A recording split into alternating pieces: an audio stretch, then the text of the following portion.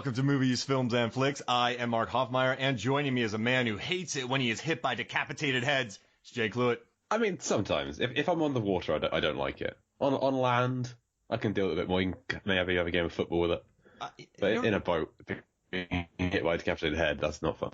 That's a good point, because let's say you're out kayaking, and someone throws a decapitated head at you. You might fall over into the water. But if you're on land... And then you're in the water with a decapitated head. Yeah, that's terrifying. It pops up next to you. Yeah, it's terrible. But you're on land, you catch it, you're like, well, this is terrible, but I'm not going to fall in the water. If you got your wits about you, you can kind of kick it back. I think you're always looking on the bright side of life, right? I'm trying, I mean, there's not many bright sides when you've got a decapitated head being thrown at you, but it could always be worse. You could be in water. It could be your decapitated head and you're in water. That would be significantly worse. Well, thanks for coming back to our third entry of the Soggy Saga. Happy to be here. Happy that name is sticking. I wish we had a theme song for it. I wish there was a Soggy Saga theme. And it was sung by LL Cool J. Oh my gosh. Oh man. Soggy Saga. Oh Jesus. So we've done Deep Blue Sea, and then we did Piranha. No, not Piranha. Anaconda. And now it's Lake Placid. Yeah. Yeah. And now Piranha's next. Oh my gosh, that's a I'm prepping myself to get ready for that movie because it is a gore, gonzo, bloody, bonkers I'm looking fest. forward to it. It's insane. I'm looking forward to What's up? I'm looking forward to introducing my wife to Piranha because she's watched all these with me so far, and she's not ready for that. It's going to be entertaining. And then Swim Fan. Swim Fan, yeah. Swim Fan. Our Soggy Saga. Which started the whole thing. All of this is built around me eventually watching Swim Fan. I think you started the Soggy Saga to push Swim Fan back. Yes, I think that. I'd rather talk about Deep Blue Sea and these other films that are similar. Yeah, I am kind of pushing the Swim Fan on you, my Swim Fan agenda. But I just think it's funny to be included, right? Hey, I'm fine with it. And of all of these films, that's the only one that's actually streaming anywhere. So it's the easiest one to get hold of. Hey, we better get to it soon. So wait, you had an adventure for Lake Placid, right? So you ran 10 miles for Anaconda. And the DVD didn't work. So it didn't work. What did you do for this movie? Well, there's a branch of secondhand DVD shops in the UK where you can track what films they have in stock online.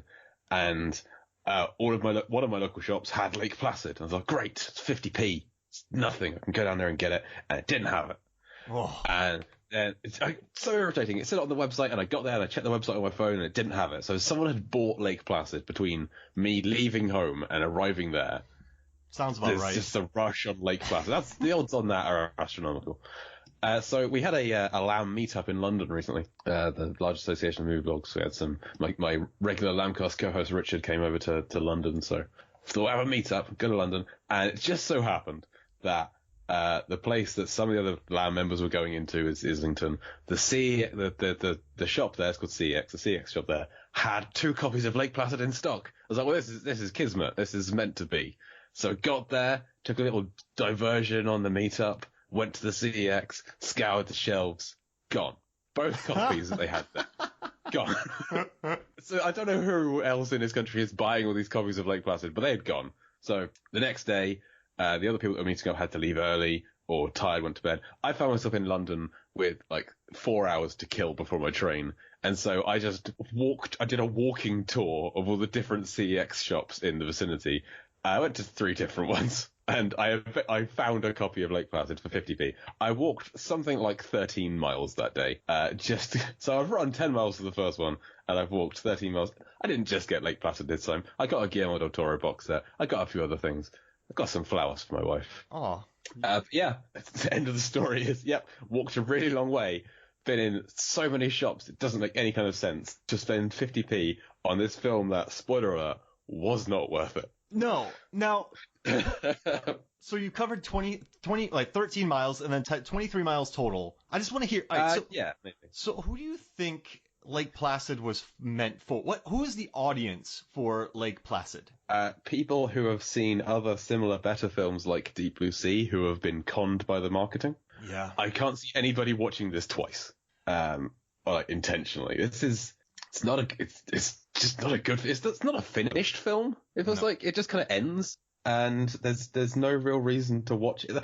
The back of my DVD box says, it starts off with, from the creator of Ally McBeal. Yeah. And I can't think of a film less like Ally McBeal than Lake Placid.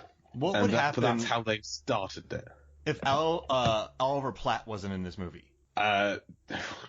We wouldn't be talking about it today. I know that much. There wouldn't be three sequels to it. Is he the MVP of this film? He's the only P of this film. Like, little MVP. He's. We kind of joked about me coming up with a recipe for a pie to do with Lake Placid before the show. Like, he would have been the small pockets of flavour in that pie. The only thing with any kind of taste, because outside of him, you've got Brendan Gleeson's trying to do something. He's like a Texan Irish person going by his accent. He's got a bit of a character to him. But the extensive leads of Bill Pullman and Bridget Fonda, if you take them out of the film doesn't change. They do nothing. They have no arc. They have no chemistry. They have just. I know that you like to be a positive podcast, Mark. I'm going to try and find the best in these films. We've discussed that best. It's Oliver Platt. We're now past that and onto everything else. This was such a crushing disappointment. I was so looking forward to this. It's basically about a few people trying to capture a crocodile alive. Yeah, but they don't need to. The crocodile isn't... There are 2 deaths in the entire film. 2 human deaths. Sorry, more animals die than humans in this film. There are 2 human deaths. One of them is kind of the diver at the start who's trying to tag some turtles or something. Yeah, he is the only real like casualty on this film. The other one is one of the cops, the guy from Galaxy Quest, one of the aliens from Galaxy Quest. He is killed like trying to capture the croc. It's not really posing a threat. If after the first guy who died, they just kind of backed away and left him to it, that'd be fine. Yep. Betty White's on top of the situation. She's feeding it. It's not really posing a threat to anyone as long as you don't go and bother it. But people just keep bothering it. People keep bothering it. My main problem with this film. There's 2, 3. There's no hero. There's no villain, and there's no sense of urgency. There's no like ticking clock. There's no like we've got to get here by then. We've got to kill the croc before it ruins the 4th of July beaches or anything. There's no real hero to root for, and there's no villain. No villain. villain. Have a villain in this film. The croc is not a villain because it's just kind of keeping itself to itself. The heroes are supposed to be Paul Pullman and Bridget Fonda, but there's just nothing there to work with. It's just a bad film. Just such an irritating nothing of a film. I just want to keep hearing you rant about this. So I think I had fond memories of this movie because I was working in a theater in '99 when it came out. And I don't know, I guess you kind of look at it with rose-colored lenses. I remember this time this famous baseball player came, and he had passes for another movie, but we wouldn't let him in for that. So then he bought tickets to go watch Lake Placid again because he didn't want to spend any money. So it's like good memories. And I think that the Crocodile by Stan Winston is really good looking. I think it's a good looking crocodile. But even the CGI for '99, it looks decent. I've got no problem with the effects at all. But it's only on screen for 3 minutes and 43 seconds. Yeah, they're going by that's like a tenth of the film, though. Yeah. This is a very short film. It's 78 minutes, including credits. Sorry, 82 according to Wikipedia, but my copy was 78 minutes long. And that is not like, there is an act at the end of this that's missing. There is, like, when it's being carted away on the flatbed truck, terrifying the hell out of every driver that goes past it, I imagine.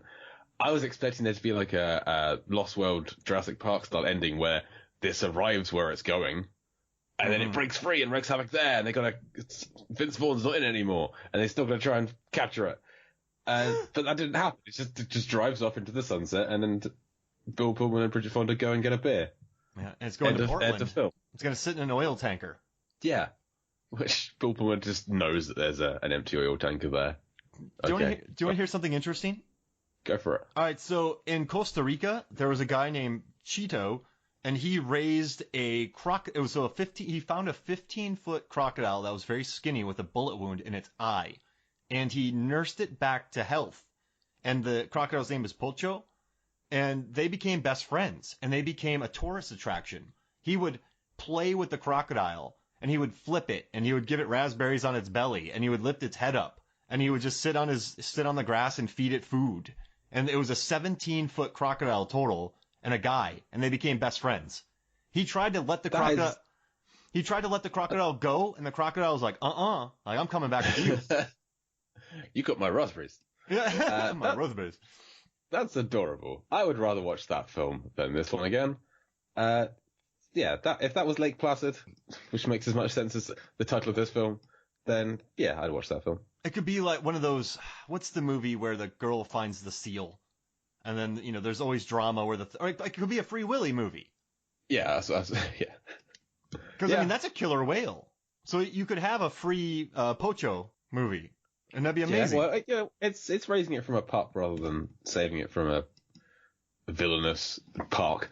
But yeah, it still would be a heartwarming story that you'd watch as a kid, and you'd grow up thinking, I don't know if that was a good film or not, and you'd watch it when you're older and think, yes, that is actually a very good film. That was one of those films I watched as a kid. It was great then, and it's still great today. It would be the small soldiers of modern times. And you're not even in denial about it, right? You're not saying, No. oh yeah, it's so good, but no, it's not. Yeah, it's not like Space Jam, which I loved as a child and then grew up, watched, and it's not a good film. Space Jam's terrible. I love Bill Murray in it, telling the duck not to pull on his trousers. Yeah, and Wayne Knight's in it. Wayne Knight's always fun. Yeah. But it's no Looney Tunes back in action, but it's still. So I still read that crocodiles they could eat about 50 meals a year. They would eat more. It's 50 over the course of a weekend.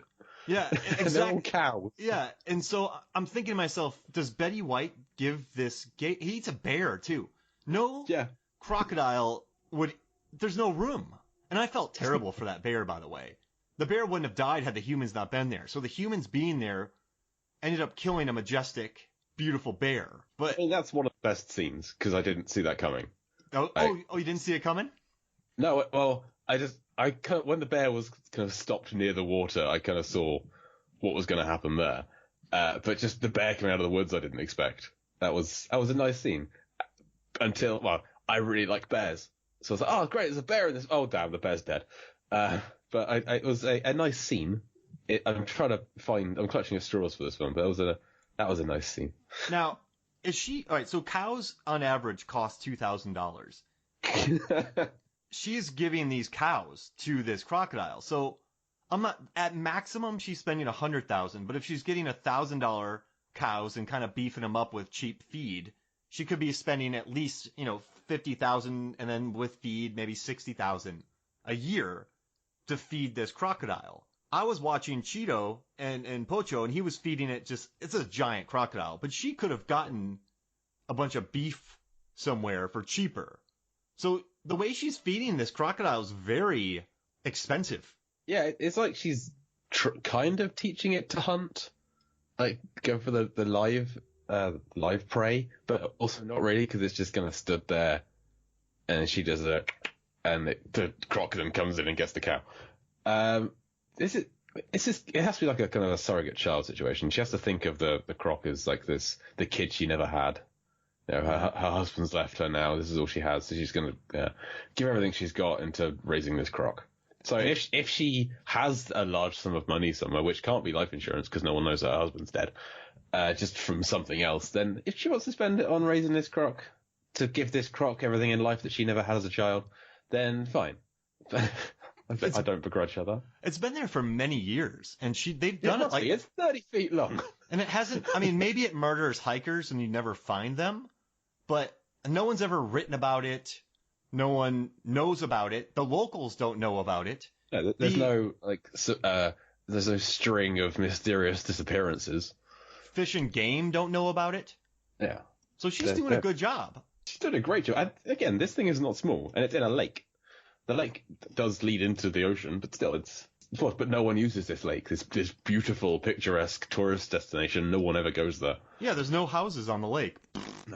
I was just in Maine. There's houses on every lake. Yeah, the only people anywhere is this old couple and occasionally tourists. But yeah, I don't know. How happy were you to watch? Now, it was funny watching Brendan Gleeson fall into traps. It was. It was. I really liked Brendan Gleeson as an actor more before seeing this film. I don't think he's very good in it. Now, to be fair, it's 99, right? So he was on Happy, Sad, Confused, and this is, well, he was in Braveheart. He had other roles. But this was like one of his first big American breaks. So, I mean, at the time, though, it had Bill Pullman, it had Fonda, it had David E. Kelly. David Miner was fresh off, he had done Friday the 13th movies that were hits. He did Halloween H2O, which was a really big hit. So the guy was hot. So this movie made sense, right, to be in. Hey, David E. Kelly script, giant crocodile, Stan Winston, from the dude who just directed that successful Halloween movie. And you've got a cameo by Mariska Hargitay. Oh, yeah. Fresh off of 13 episodes in ER. I gotta tell you, though, Kevin's a real heartbreaker. Oh, Kevin, how in the hell did Alan Arkin... Is it Alan or Adam Arkin? Adam Arkin, yeah. Adam Arkin. He has Mariska Hargitay and Bridget Fonda on the go at the same time. Kevin. I'm nothing against Adam Arkin. Doesn't seem the type. Well, he's a real Kevin. He's very... I think you see the way he talks to her. I think he's just a smooth operator in the world of paleontology. Yeah, maybe they are a bit limited in terms of the heartthrobs in that world. I mean, he works at the American Museum of Natural History, and he's a boss there. So maybe he has a bit of a rock star element. Maybe he discovered a new species in Guatemala. But he has a very quiet confidence to him. It seems like an abuse of power. Could maybe, be. Maybe. I don't want to make this go down a dark route. I feel like he should, I don't know, think more carefully about his actions. But yeah, that's kind of a scene that feels like it was missing, where you have him calling in Bridget Fonda, says, come talk to me for a minute, cut to her crying and explaining to Mariska Hargitay that she's been dumped. Oh, and yeah. Mariska Hargitay knows that she's been dumped because she's the one who is seeing her former boyfriend. I'm not sure if seeing the scene in the middle would have been beneficial. Make Bridget Fonda's character a little bit more endearing, instead of she's comes across quite a brittle and unlikable character throughout. When she's like this New York woman who's gone to Maine, doesn't want to be there, she's allergic to timber, she hates all kinds of bugs, she hates camping. Yet as a child, she grew up on a lake with her grandparents, skimming stones. And some inconsistencies in this script. The country in this movie is beautiful. She's not going to somewhere that's just gross. They are surrounded by beauty out there. You know what I mean? Like, she's not... Yeah. She has a giant tent, too.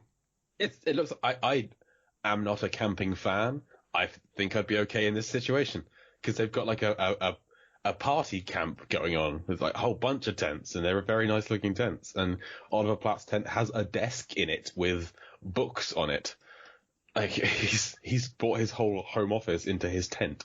Yeah, and he landed by helicopter. So did he have a separate, 18-wheeler?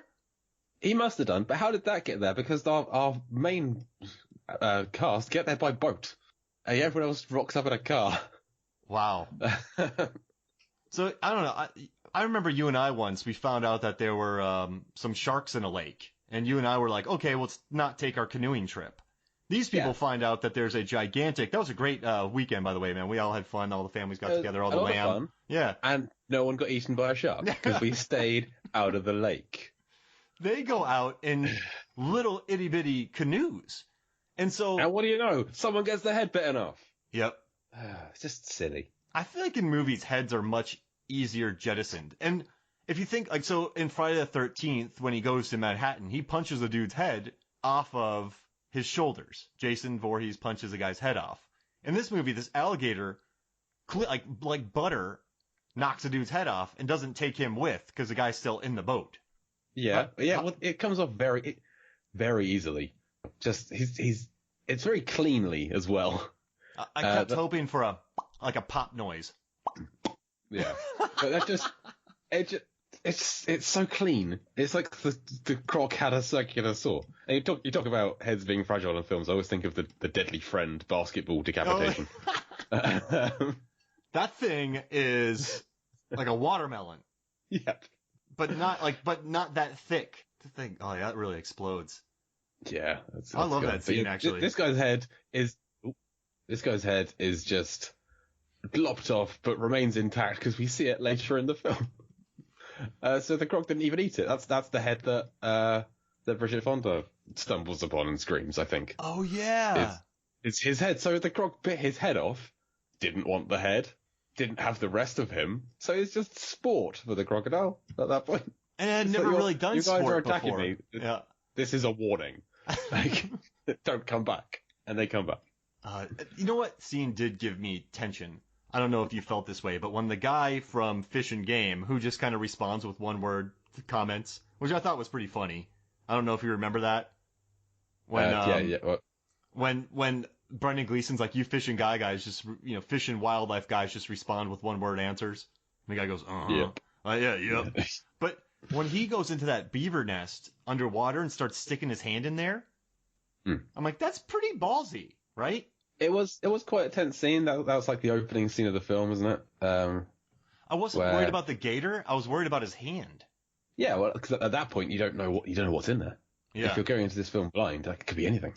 Like you're going into a beaver's home. It's going to bite you. Yeah, and there is a beaver does swim out and always gets him. Oh yeah, you're right. And the beaver's like, I'm out of here. So that crocodile knows that beaver's there, and it hasn't killed the beavers. Well, it might have eaten some other beavers. Oh yeah, that's true. Leaving some to keep the population going. But also, it doesn't need to eat the beavers. It's being fed a cow every other day. Oh yeah. So, no wonder it's 30 feet long. But I guess that crocodile could have a relationship with Betty White, and her last name's Bickerman in this movie. Dolores Bickerman. It's like, come on, guys. She is foul-mouthed. Yeah, she is. Yeah. She's not making friends in this film. Her character. It's always entertaining watching Betty White swear.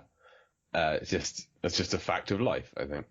But they just lay it on a little thick here. Is this what kickstart the Betty White swearing craze?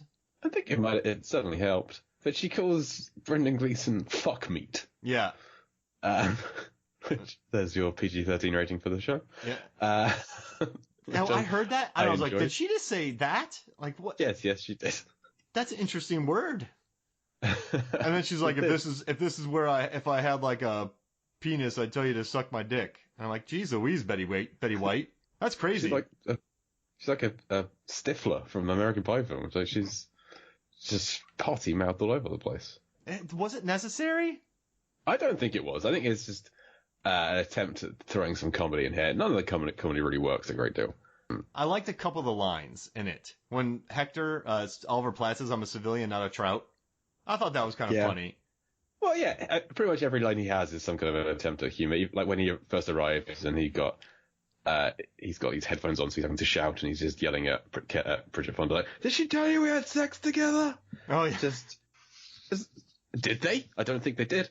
So like a lot of things he says are funny, but also sometimes aren't funny when he's trying to hook up with the female deputy. Oh yeah, let's mate. Yeah, can she stay here? We were hoping to mate. Like, okay, but she seems into it. Which okay. She was all about that Platt. Oliver Platt is not a small man, but he calls Brendan Gleeson fat on multiple occasions. I do like that line. Sure, yeah. The world's round and so should you be, I think. When he goes, Sheriff, when friends or family say certain things, they tend not to register. So it helps to hear it from a complete stranger. You're fat. Right, but look at a mirror, Platt. Yeah. I'm a bigger guy myself, so I'm allowed to say this. Oh. Yeah, you're right, though. I never thought about that. It feels like it may have been written for a different character. He's clearly playing the Jeff Goldblum role. Oh. He's playing the Goldblum in Jurassic Park role of the eccentric scientist guy who's brought in to stir things up a little bit. And if Goldblum was in that role, I would have been too close to Ian Malcolm. But it feels like it was designed for a thinner man. Do you want to hear something interesting? Go for it. So we just finished up we have a Final Destination series, podcast series coming out. We did one. Oh two, my and- God. What? You didn't include me for the Final Destination franchise? Oh, really? You love those movies? I love those films. Oh, dude, sorry. No worries. Yeah, you know what? I got that reaction from someone else too. They're like, "Why?" But we did 1, 2, and 3, 4, and 5. And did you know Stifler's character, Sean William Scott, who also was in some good 1999 movies, the character he was supposed to be playing in the original script was a very large man. But they're like, that's too that's too we're tired of that trope of these like larger nerds being picked on and stuff in their faces. So they cast Sean William Scott, but then they kept him eating milk duds all the time and being this like real they kept all the same dialogue. They kept the same costuming, I think, because Yep. when he's on the plane, he's wearing this giant hockey jersey. Yep, Kevin Smith-esque. Yeah, exactly. Yeah, He's wearing giant Jinkos. But yeah, they never rewrote the script, so maybe they did that with Lake Placid. maybe. Yeah, maybe they switched them. Maybe Sean William Scott was supposed to be playing the Oliver Platt role, and Platt was supposed to be in Final Destination. Oh, that'd be amazing. Hey, I have a quick question for you. How would you rank the Final Destination movies? I just want to know. 2, 5, 1, 3, 4. Wow, that's interesting. I really like the second one. I think it's the first one I watched. 4, when I say 4 is last, 4 is like you need to keep digging a really, really deep hole to put 4 way in last place. It's such a terrible, terrible film with some of the worst CGI I've seen in any film. It took me 4 times to watch an 80-minute movie. Yeah, it's not good. It's awful. I like the cross cutting between the car wash and the swimming pool. That kind of the death and the not death. That's the only good thing I can remember from 4. Hey, that's a soggy death right there. That is a sucky death. Yeah, that's one of the worst deaths in the whole saga. Is that guy having his innards ripped out through the swimming pool drain? Oh, that movie is so bad.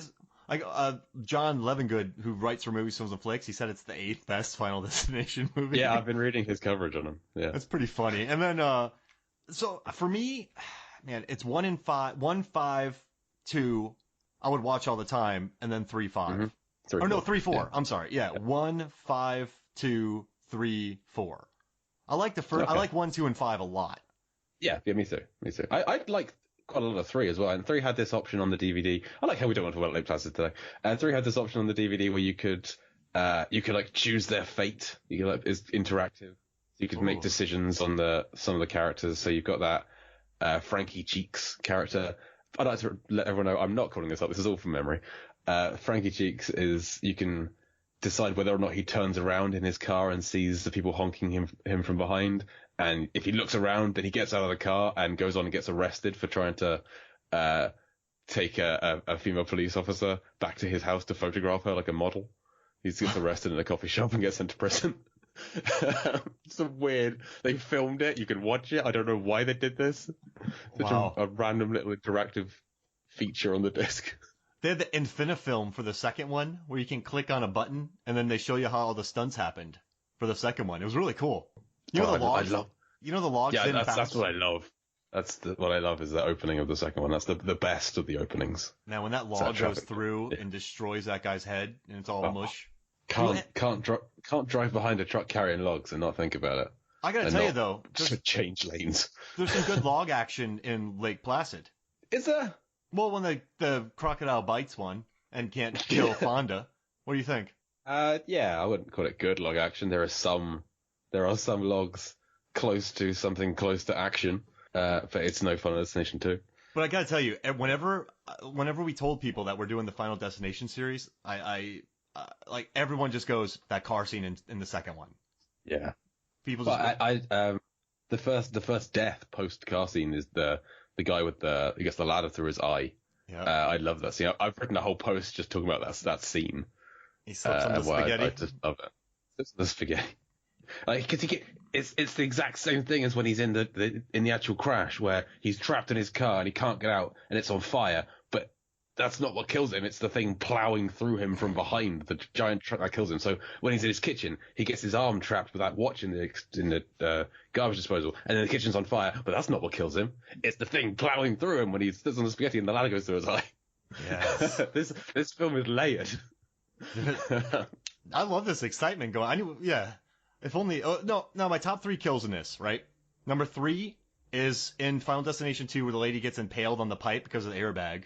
That just caught me off guard. I love that. That's a twofer as well, because you get the guy being diced up by the fence. Yeah, he gets cubed.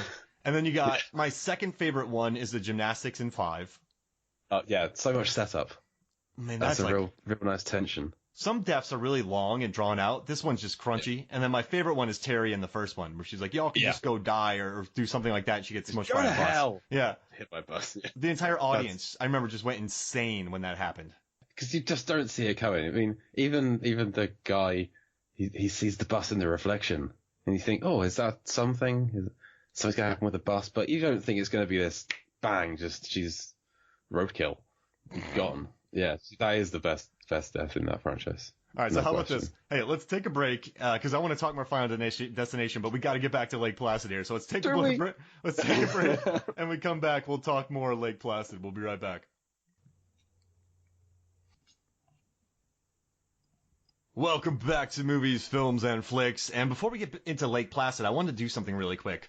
In honor of Oliver Platt and how not awesome, but how refreshing he is in this film, let's do a quick Oliver Platt draft. And then I'll put it up on Movies, Films, and Flicks Facebook, and we'll see who wins. So we're going to do 5 rounds, right? And we're going to pick an Oliver Platt movie. And so it's just 5 rounds of the Oliver Platt draft, and I guarantee this is the first time that's ever happened. I hope so. Right? I hope we start a trend. Yeah. All right. So, since you're the guest of the pod, I'll go first. No, I'm joking. You go first. I immediately want to start off by cheating and take The West Wing, but I don't know if you'll let me. No. No. Okay, which is a shame because it's the best thing he's been in. Oh, well, you'd win. Yeah, I know. And like, Oliver Babish is such a great character. He's only in 8 episodes, but I remember him being in so much of that show. So I think don't take Lake Placid. I'm gonna go with Chef. No, that'll be my first pick. Yeah, that was my number one pick. Well, it's gone. You can't have it. It's mine. What I said, I bought a couple of the little films secondhand at the DVD shops. I picked up Chef for £1, and I'm happy with that. I haven't seen it in a long time, and he plays. As he is known to do, kind of a snarky, dickish character. But he's very good at it. And that's my pick, Chef. He has good scenes in that, though, when he's talking to Favreau about his food and how he used to be this guy. Oh, yeah. Also the Chef Show on Netflix. Oh, my gosh, I love that show. Yeah. Oliver Platt would make a good guest on that, I think. Oh, man. They should bring him back. Yeah, and Leguizamo hasn't done it yet. That's insane. It bothers me. Gotta get Johnny Legs back in there. All right, my first pick's executive decision. Cannavale. Oh, Bobby Cannavale and Scarlett Johansson. Gwyneth Paltrow is there going, why am I here? What films was I in? Yeah. So I just wrote executive Johansson in my notes. But I'm going to go with executive decision. That's what I haven't seen. Oh, Kurt Russell, Steven Seagal, Halle Berry, Johnny Legs, Joe Morton. I want to see it. Oh, do you know anything about it? Yeah, I know who dies almost immediately. Oh, okay. Well, if you like it, man. Which is a shame. If you like it, let's cover it on the pod after all the Soggy Saga and everything else. Happy to. Awesome. If there's films you want to make me watch, go right ahead. Well, I feel like after Swim Fan, I got to give you like 4. Well, I think I picked Deep Blue Sea and Anaconda and Piranha. So, that's fine. I picked Lake Placid. So, Swim Fan 3 times. Jesus. All right, second pick. Who you got? X-Men First Class. Oh. He's barely in it. He's really easy to forget because he's just like the suit who helps the X-Men and then dies. Spoiler. But he's like a nice, reassuring presence. It's one of his few kind of good characters that he plays. Like nice guys. And that's a good movie. He's got a few scenes with the kids. I really like the X-Men reboot they did, the first 2 anyway. Days of Future Past is wonderful. It's my favorite X-Men film. Yeah, but then it all just fell apart after that. Yeah, they're bad. Yeah. Rose Byrne and Oliver Platt need a movie. Yeah, I can see that. Just like brother and sister. I can see father and daughter. Oh yeah, father and daughter. There we go, father and daughter. Like, uncle and niece. I don't know. Oh, there we go. Yeah, uncle and niece, and they're on a road trip. Yeah, with Sean William Scott. Oh my. as like a hobo they pick up on the way. Or something. Oh my gosh, that's the best movie I've ever heard of in my life. I love all three of these people. I'm a huge Rose Byrne. I like her. Yeah, she's never done a bad performance like that. Did you watch Instant Family? No, is it good? It is. It's surprisingly good. It just you think like, oh, Rose Byrne and Mark Wahlberg adopted from kids, but it's really sweet. And yeah, I don't want to have kids or adopt kids, but I like the message of the film, and it just plays out really nicely. So I'd recommend it. Rose Byrne. You know what? So we did a 2-hour long Peter Rabbit episode, and next week we're doing a trailer breakdown of Peter Rabbit 2. We're just discussing the trailer. I was going to say, how much are you looking forward to Peter Rabbit 2? It's going to be amazing, but I have a feeling we're going to talk about a 2-minute and 30-second trailer for about an hour. So I'm really, good. Yeah, I'm really looking forward to listening to it. It's going to be, that's, all right. That's one of our weirdest episodes we've ever done is that Peter Rabbit one. That was weird. And I'm looking forward to another one. All right. So my second pick, Ready to Rumble, which we've covered on the podcast before, where Oliver Platt is a wrestling champion who is helped by David Arquette and Scott Conn to become champion again. Okay. And his finishing move I haven't is seen it, but I like the sound he crowns of it. people. He crowns people, hits them on the head. Yeah, that's his finishing move because he's the king. Yeah, I like it. That sounds fun. I can see Oliver Platt as a out of work wrestler. I can't see him as an in work wrestler. And that's another episode where the guest who was on it he couldn't say anything. So he's a huge wrestling fan, has a wrestling podcast, and does all this. He had nothing good to say about it, but I forced him to say nice things for half an hour, and he almost blew up. Well, thank you for not making me do that with Lake Placid. Oh, jeez Louise. All right, who's next? Who you got next? Who's your third pick? I'm gonna go with Dr. Dolittle. I think. All right. The Eddie Murphy one. Is he a voice in that? No, I think he's just like a friend. Oh. He's a fellow doctor. It's been a while since I've seen it. I remember enjoying this film as a kid.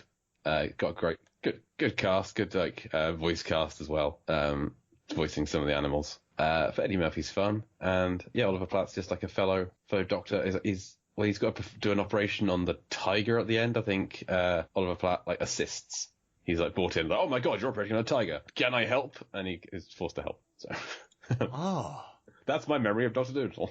That was very popular, and it got a sequel. I never saw the sequel. It did. It was on TV the other day. I'd never seen it before either. In the sequel, the bits that I saw, Eddie Murphy's trying to teach a bear how to be a better bear. Interesting. That's about all I saw. Did he succeed? The bear's trying to make. I think he must have done. It's a kids' film. I think the bear's trying to woo a female bear, but he's just not bear enough for her. So Eddie Murphy's like, no, just wait a second. I'll come back. Well, I'm gonna work with the bear for a month. Did the crocodile eat him? I think that might be in the part 3. They would have cut that bit out of the second one. I think that's when it goes a little bit R-rated. Is when the crocodile starts eating the talking bear. Oh, I like that. All right, so my next pick's The Three Musketeers, the Disney movie, where, get this, Charlie Sheen, Kiefer Sutherland, and Oliver Platt are the Three Musketeers. They adopt Chris O'Donnell's D'Artagnan. The villains in the movie is Tim Curry, and Michael Wincott is in it. Michael Wincott from The Crow, and he's never not bad. Robin Hood. Then you have Julie Delpy as Constance in there, one of her early roles. But you have Oliver Platt as a musketeer. That's a yes-keteer for me. That's a good pick. I was talking about this just the other day. A friend of mine watched it and really liked it. So yeah, I've added it to my list of ones I want to watch. All right, who's your fourth pick? Yep. You're picking all of the films of his I haven't seen. Yeah. My pick is Beethoven. Yeah. Beethoven, in which Platt is like a lackey, he's a lower level villain alongside Stanley Tucci. The cast of Beethoven is nuts. Yeah, it stars Charles Grodin and Buddy Hunt, but you've got Oliver Platt, Stanley Tucci, David Duchovny, Patricia Heaton. There's some just huge names buried in this 90s dog movie. Who's the villain in Beethoven? The Spawn. Dean Jones, name. I think. Is it Dean Jones? I'm not sure. I think it is. I think it's Dean Jones. So that was a tough one. You're going after animal movies. So you're making not intentionally. I'm going after the Oliver Platt films I've seen and liked. So I won't. I'm not taking all the animal films though. If you want to take Lake Placid, you go right ahead. You know what? I'll take Lake Placid because I think people are going to see that. You fell for it. People are going to see Lake Placid and they're going to go, "You did just hook me into that, dang it." But people are going to see Lake Placid and go, oh yeah, I remember liking that, and they're going to vote for Yeah, it. you're right. Because that's what I thought. I was like, hey, I shout. like this movie. So you just tricked me into, this is the game winner right here. This is Yeah, my cyborg. Before I'd seen Lake Placid, I might have picked it. Yeah. All right, your pick, fifth and final pick. This is my last pick. There's quite a lot left on the board. I'm not going to pick it, but I quite like the 10. I watched it for the first time early this year for another podcast, the David Wayne film. It's all about the 10 Commandments. It's not a great film, but I enjoyed it. I think I'm just gonna go with my gut. It's gonna lose me votes. I'm gonna take 2012. Oh. Yeah. If I enjoy a Roland Emmerich disaster movie. His Godzilla film is my favorite Godzilla film. And I am aware that is an incorrect stance to take, but here I am taking it. So Oliver Platt, as I said, he plays a lot of bad guys. Here he plays the baddest of bad guys, but also the guy who is right. Throughout the whole film, 2012, the world's destroying these boats to save people, and he's trying to stop the boats from being overcrowded and flooded by people. He's got a good point. Like, if you let too many people on there, those boats are probably going to sink and everyone's going to die. He's just trying to save humanity. Are there better ways of doing it? Yes, he could put in some kind of a lottery. Time is limited and space is limited too. So he's doing the best as he can. He kind of crowns himself president at one point, which, okay, fine. Oh, yeah. Which he's not a likable person. 2012 as a film is a bit bloated. It's like almost 3 hours long, I think. Cusack's a little... It's the same movie. It's the same movie 3 times though. Don't they get in a car and then they have to, or a plane, and they have to outrun?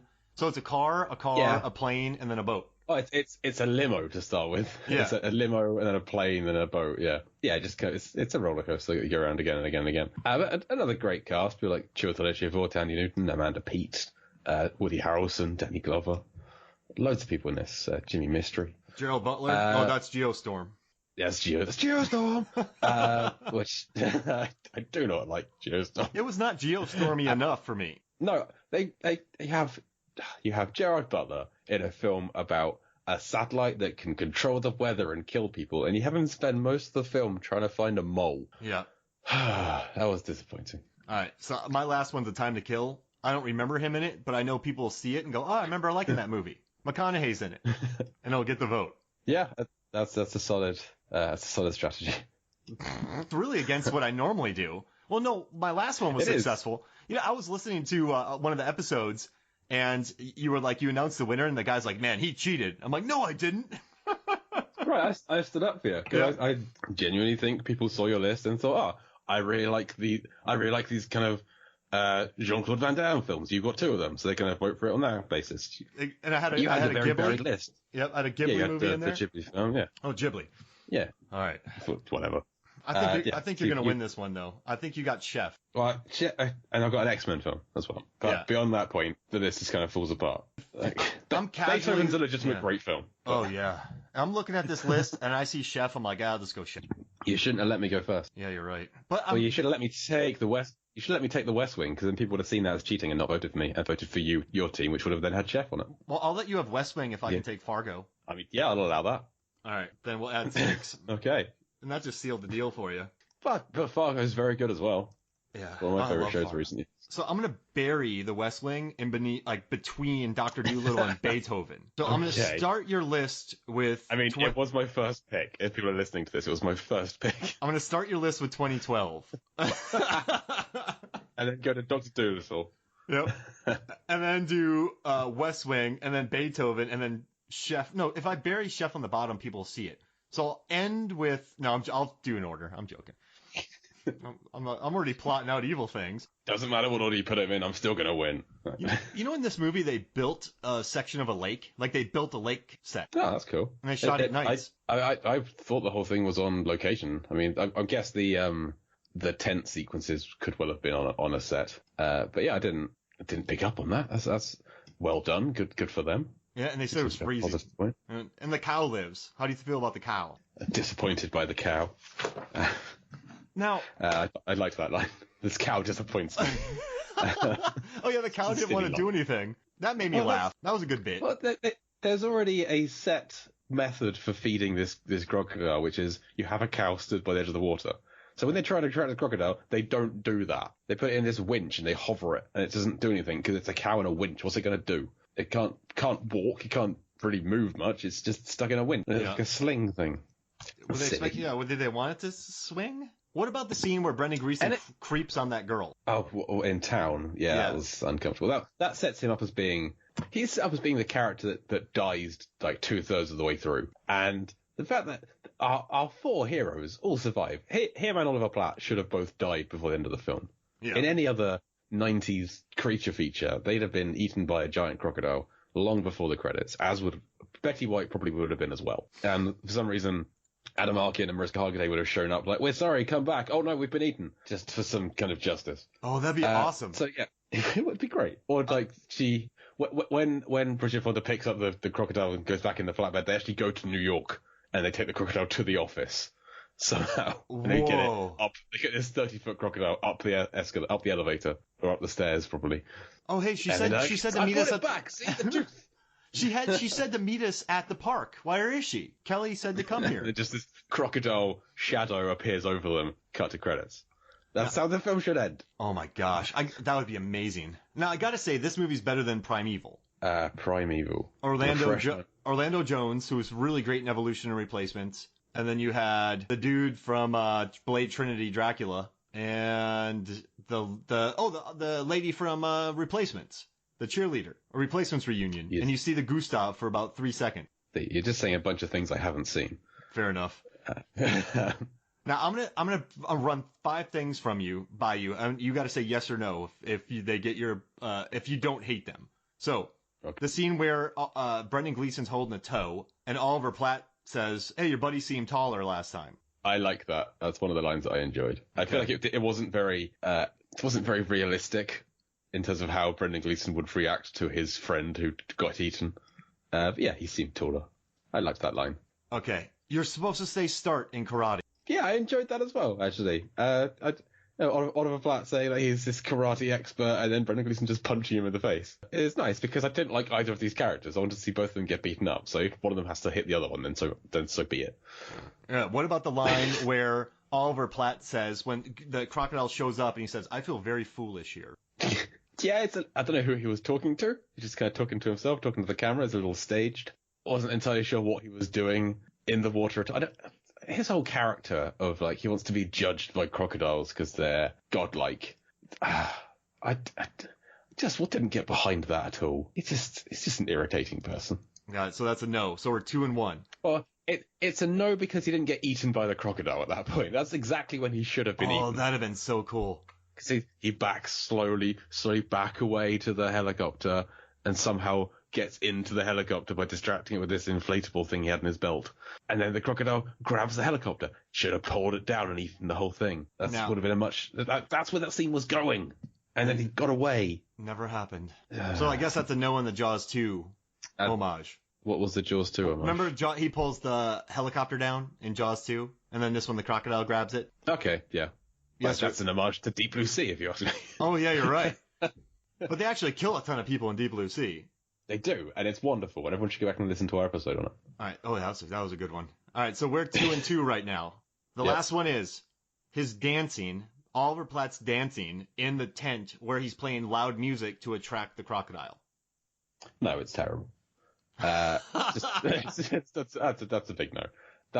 Everything Oliver Platt does in that scene, we alluded to earlier with the "Can she stay?" we were hoping to mate. Just everything about that is uncomfortable to watch and awful. So that's a no. All right. Now, what about also a no is Brendan Gleeson's use of his insult to people is "you are a mental." Yeah. I think you are a mental. A mental what? It's not a noun. So we keep doing. All right. Then what about Ebert's review? Whether the movie was intended at any point to be a serious monster thriller, I cannot say. In its present form, it's an uneasy compromise between a gore fest and a comedy, sort of a failed Anaconda. One peculiar aspect is the sight of an expensive cast in such a cheap production. It's gruesome and then camp, and then satirical, and then sociological, and then it pauses for a little witty intellectual repartee. Occasionally the crocodile leaps out of the water and snatches victims from the shore, looking uncannily like a very big green product from the factory where they make Barney toys. This is the kind of movie that actors discuss in long, sad talks with their agents. I'd never heard a more crippling insult than a failed Anaconda. as if Anaconda was a successful Anaconda. Now, he loves Anaconda.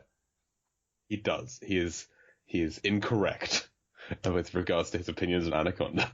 All right, I got one more bombshell to lay on you. Hector's surname in this movie, Sear, is an anagram of the word cry, a nod to the famous tale that crocs weep with false remorse while devouring their prey. I mean, it's true that it's an anagram of cry. It's only 3 letters long. It's a lazy anagram, if that is the case. It's a strange surname. It kind of feels Welsh. CYR, just because it's got a Y in it. I mean, is Brendan Gleeson's character's surname is supposed to be, is Keo. Is that an anagram or something? I don't think so. Why would they do it with just one character? Why not all of them?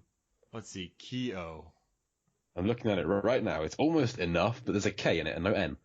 Let's see. So Bill Pullman plays Jack Wells.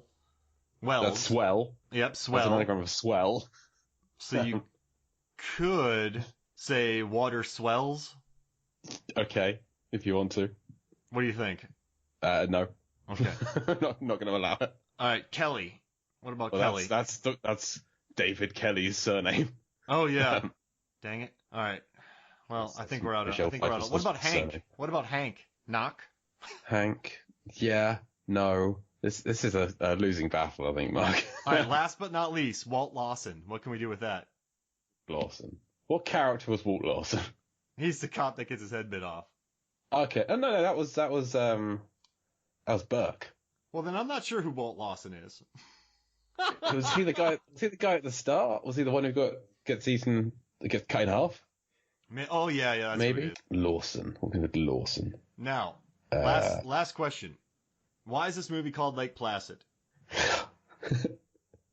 That's a very good question because it's not set on Lake Placid. They even mention in the film that Lake Placid is the name of a different lake. And they wanted to call this one Lake Placid because it doesn't move very much. It's got a still lake, which is unusual for lakes that are connected to the ocean. But it's a still lake. But Lake Placid was already taken. It's a silly name. They could have if they just called it Crocodile, probably be a better film name. Yeah, it worked for Anaconda. Croc Lake. But yeah, Lake Placid is it's a confusing title. That's not where it is. So for years, they know that. They say that. For years, I thought this movie took place in Washington, not Maine. Did you know that? Because I was thinking Asian crocodile. That's on the other side of the country. Yeah. Right? So the crocodile crossed the ocean from Asia and then crossed the country? Or did it go up and over Canada or down and through the canal? Wait, are you saying the Panama Canal? Yes, yeah. Oh, man. It had to go one of those ways, or it had to go across land, and I'd reckon someone would have seen a 30-foot crocodile walking across America. Yeah. That would have had to have happened. I think someone just got the croc, and like what happens in Florida when they get pythons that get too big, they just throw them out in the woods. Someone just dumped the crocodile. Well, they chucked it down in the toilet, and it came up from someone else's toilet, that I'll admit.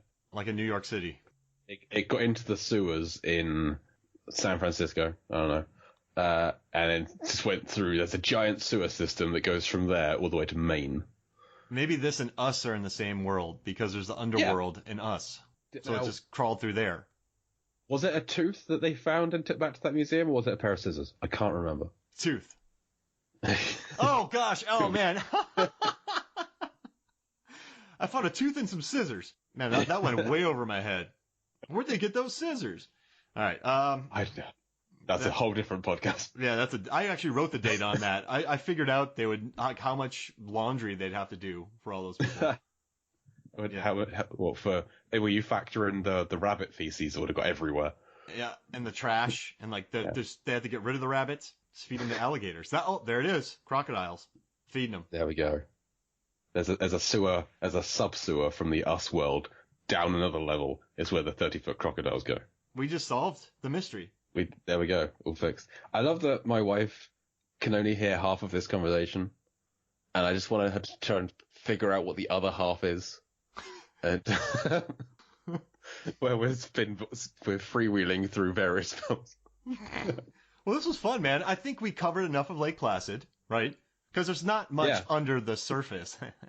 We've been recording for roughly the same length as the film, so yeah.